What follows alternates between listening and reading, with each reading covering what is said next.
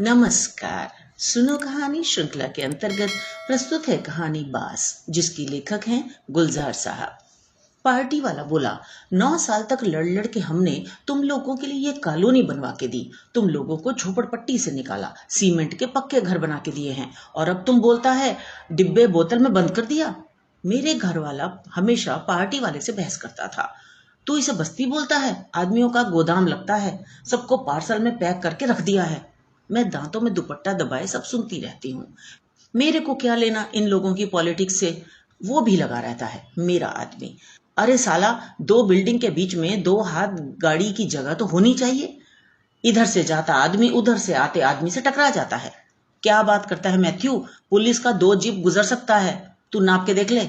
अबे छोड़, 2 चारपाई बिछा के ताश खेल सकता है क्या? अब बंबई की गलियां चारपाई बिछाने के लिए तो नहीं है दोस्त। मैं भी सोचती हूँ, सारा रंग रूप ही बदल गया है इस जमीन का। पहले आधा साल दलदल की तरह कीचड़ रहता था यहाँ, कुछ खाड़ी का पानी आ जाता था, और आधा साल सूखे कीचड़ की काली मिट्टी उड़ती थी। नंग धड़ंग बच्चे, कुत्ते, कुतरे जाने की मुर्गियां और मुर्गे सब पल जाते थे। बच्चे पिल्लों को रस्सी बांध के घसीटते रहते थे। बड़े होते होते उन सब कुत्तों की गर्दनें लंबी हो जाती थीं। सरकार ने अब इसकी आधी जमीन पर सीमेंट की 3 मंजिला पक्की बिल्डिंग बना दी है, और एक एक मंजिल पर 24-24 फ्लैट हैं। हर एक फ्लैट में एक कमरा, एक रसोई घर, जिसमें धुआं ऊन के गोले की तरह लिपटा चला जाता है। एक नलखना, और एक एक बिल्डिंग में हर मंजिल पर 2 पाखाने बना दिए हैं, ताकि पानी के डब्बे उठाकर दूर न जाना पड़े। लाइन अब भी लगती है, लेकिन पहले ये लाइन खुले में लगती थी, अब दीवार से लगे लगे सीढ़ियां चढ़ जाती हैं। जब ये बिल्डिंग बननी शुरू हुई थी तो सारी झोपड़ियां घसीट के मैदान के एक तरफ रख दी गई थीं। जैसे गफ्फार मंडी में अपनी खाली टोकरियों का झोपड़ियां तो फिर भी काफी सब्ज रहती थी। हमारी झोपड़ी के सामने थोड़ी सी खुली जगह थी, जहां संतोष ने करेले की बेल लगा दी थी और खपच्चियों से बांध के दीवार सी खड़ी कर ली थी। उससे साथ की झोपड़ी भी अलग हो गई थी, लेकिन बेल तो बेल ही थी। जहां साथ वाले को यानी पड़ोसी को 2 करेले लटकते नजर आए, वहीं कपड़े धोने के बहाने बाल्टी पानी की रखी और मौका पाते ही हाथ डालकर करेले चुरा लिए, और पानी की बाल्टी में ही कपड़ों के नीचे रख के अंदर ले आए। 4 आलू और तुलसी तो थी ही, जिस पर रोज शाम को दिए जल जाते थे। किसी को पता ही नहीं कि वो क्यों लगाई जाती है, बत्ती क्यों जलाते हैं। अमीना के यहाँ भी, करीमा के यहाँ भी, शांति और पूरो के यहाँ भी। सभी कहती थी, जब भी बूढ़ा खांसे मैं तो तुलसी डाल के काढ़ा पिला देती हूँ। कद्दू की बेल तो झोपड़ी की छत पर भी फैल जाती थी। मगर आंटी तो आंटी है ना, उसने भट्टी लगा रखी थी छोटी सी अपनी झोपड़ी के पीछे, बख्शी की तरह नहीं, जिसने मैदान के कोने में जगह बना रखी थी।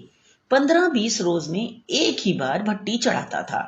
दारू के डरम भर के एक झुग्गी में महफूज कर लिया करता था।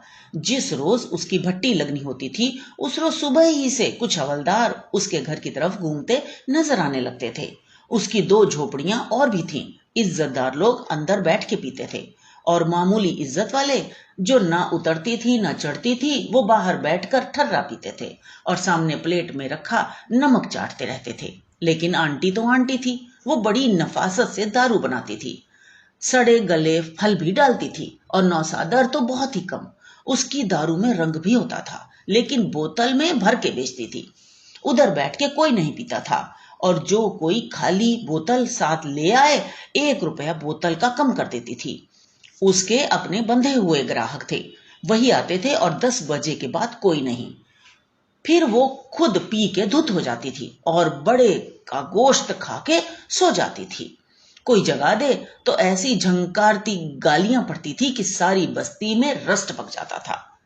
अब तो वो भी दीवारों में बंद हो गई है, उसका तो गला ही घुट गया है। पहले वो इतनी अकेली नहीं लगती थी।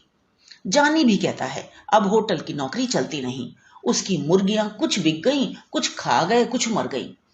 अब दूसरे और तीसरे माले पर मुर्गियां कहां से पाले?